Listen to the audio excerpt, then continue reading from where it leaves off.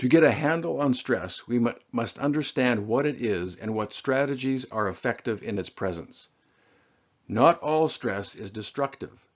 Much stress leads to progress through innovation and invention. Without stress, it is possible to become stagnant. The forms of stress described in these podcasts and videos relate to types of stress that are chronically draining and destructive. Stress is often deceptively camouflaged as an uneasy feeling in the pit of your stomach, being irritable, having difficulty sleeping, or experiencing a vague headache or a backache. If we hope to take aim and effectively deal with stress, we must first strip away the camouflage so we know where to set our sights. There is the stress of imminent danger, the stress of threatened identity, the stress of uncertainty, the stress of covering responsibility, and the stress of transgressions. The strategies to deal with stress differ based on the cause of the stress. This presentation is a review of the stress caused by imminent danger. The stress of imminent danger is the stress you feel when you, someone you love, or someone you are responsible for is facing an imminent threat to their life or well-being. You are called upon to do something to prevent something horrible from happening. If you don't act, someone might die. Action is required right now. In the New Testament, we are told that God did not give us a spirit of timidity or cowardice or fear, but of power and of love and of sound judgment and personal discipline. This is found in 2 Timothy 1 verse 7. To do well in these times when danger is present and our action is required, we do not want to be timid or controlled by fear. To preserve and develop resilience, it is necessary to identify life stressors and be able to evaluate accurately and appreciate the danger. Then once identified, a plan can be put in place to limit the negative impact. In the case of the stress of imminent danger, we need to be able to evaluate a threat and approach it appropriately, with sound judgment and discipline. This is the stress faced day to day by many professions in our community who are there to keep us safe. The police, paramedics, emergency room staff, and fire department staff work in the midst of this type of stress all the time. It is also the stress faced by military personnel who are constantly under attack. Without these brave individuals in our community and fighting for our country, we would be facing a lot more stress of imminent danger, and we would be doing so without the necessary tools to do it well. The antidote to this type of imminent danger stress is to evaluate the potential for real danger accurately, avoid it if at all possible, and if unable to avoid it, then to develop a plan to be properly trained to deal with the real danger. If you then want to be ready to handle the stress of imminent danger, you will rehearse your plan and put it into practice when the danger level is low. The antidote to this type of stress is to accurately evaluate the potential for danger and then to act on an already developed plan to deal with the event. This accurate evaluation of danger, practice, and plan will lessen stress and strengthen resilience. The problem, however, is that as human beings we tend to be more affected by presumed danger and motivated by fear and worry. The imminent danger type of stress most of us face day to day is more in the category of the what ifs. What if someone breaks into my house? What if the road is icy on the way to work? What if there is a flood? What if my house catches on fire? And what if the stock market crashes and I lose all my retirement? We are human beings, devoid of reason and directed by emotion. So now, when you take a concept of threat and danger and a mix of emotion and fear, you have the ingredients for a toxic soup. Our emotional memory is far more robust than our rational memory, and we are governed by a deep-rooted fear much of the time. Fear is not rational. It is unreasonable, and often more destructive than the object or event that evokes the fear.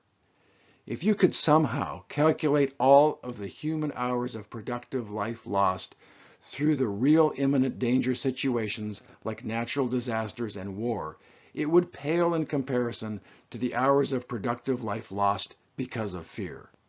Fear is a powerful, limiting disability. It is a ruthless master. It will beat you down. It will make you feel useless and unworthy. It will sicken your soul and drain your resilience. Fear is a powerful force. It has the power to rob your joy and destroy your potential. Goodbye, resilience. Fear of cancer has more life-robbing power than cancer. Yes, cancer may shorten your life, it may steal your tomorrow, but fear steals your life today. Fear is never your friend. Fear will leave you in a pile of anxiety and worry that will limit any productive action. In the end, your energy, joy, peace, and resilience is gone. Fear will convince you that if something is dangerous, it will have to be terrifying, and that if it is not terrifying, then it is not dangerous. Fear is an emotional response and not a rational response. Fear will tell you that if you feel that you are in control, you are safe, and if you are not in control, you are in danger. Fear will completely twist your ability to evaluate the potential for real danger. If we are able to have any resilience at all, we need to figure out how to deal with fear. As an example, say you decide to ride your motorcycle 50 miles to do a tandem skydive. You are a skilled rider. The day is clear, and you will not have to ride at night. You are in control, and therefore you feel safe. As far as the skydiving goes, you get some preliminary training, get strapped into a skilled skydiver, and off you go. When you leave the plane, you suddenly realize you are not in control. You are terrified, and therefore evaluate the experience as dangerous. Now, in reality, if you were to look at these two events rationally, the motorcycle ride was much more dangerous than the skydive. The problem, however, is that we do not evaluate rationally. We evaluate emotionally. We end up being controlled by fear or become dangerously confident when we feel in control. Fear is powerful. A healthy ability to evaluate risk will serve you well, but fear will only bring you down. Fear, much like physical pain, is a loud voice that must be reckoned with, or else you will become a self-centered, self-focused pile of misery. Fear is a liar. It suggests it is present to protect you when in fact it is present to destroy you. If we are to reach towards our potential and become more resilient, we must learn to recognize fear, identify it as an enemy, learn to hate it, and learn how to set it aside and move forward. So how then should we deal with this powerful force of fear? Not only is fear deceptive, it is destructive. It will increase your stress, cause stress-related disease, rob your joy, destroy your plans, drain your motivation, and dissolve your resilience. To deal with fear, we firstly need to recognize it for what it is. It is not our friend. It is our enemy. Don't run from it. It will hunt you down. You have to face it and call it by name. Once you recognize it for what it is, then don't feed it by constantly letting it rumble around in your mind or be the focus of your speech. Instead, learn to hate it. Do not let fear limit your experience of life. Life is short enough as it is. Ask for help if needed. There are many times when fear is just too overwhelming to overcome on your own. Do not internalize or personalize fear. After all, you are trying to get rid of it. Take some quiet time alone to define the fear. Externalize it and depersonalize it by giving it a name. For example, If you are afraid of speaking before a group, you can say, "Here comes anxious Pete to prevent me from speaking to this group of strangers." Final death blow to fear, find someone else with a similar fear and help them overcome that struggle. Follow the advice in the Bible in 1 John 4:18, where it tells us that perfect love drives out fear. This does not mean that we should wait to experience someone loving us perfectly. It means that in the presence of our fear, if we focus on loving someone else perfectly, our fear will soon disappear. This is the power of small groups as seen in AA or successful drug recovery programs, where in the presence of a non-judgmental support group, you have the opportunity to help others who are struggling with similar pressures and fears. In turn, you are helped and strengthened through the process of giving.